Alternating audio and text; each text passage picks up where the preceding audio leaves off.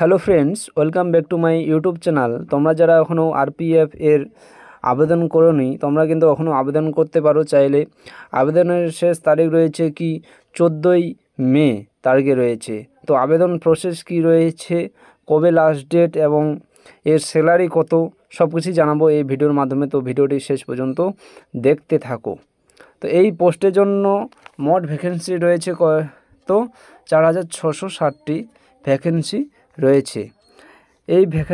এই পোস্টের জন্য তোমরা যারা আবেদন করবে, তোমাদের কোন পোস্টে কত স্যালারি পাবে সেটা দেখে নাও।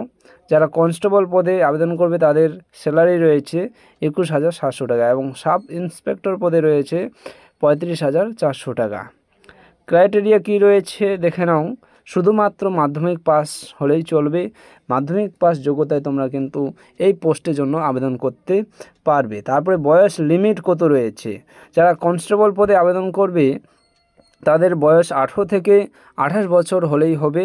যারা সাব ইন্সপেক্টর পদের জন্য আবেদন করবে তাদের 20 থেকে 28 বছরের মধ্যেই লাগবে। এরপরে দেখে নাও অ্যাপ্লিকেশন ডেট কবে শুরু হয়েছিল কি 15ই এপ্রিল এবং লাস্ট ডেট রয়েছে কি 14ই মে 2024 লাস্ট ডেট রয়েছে।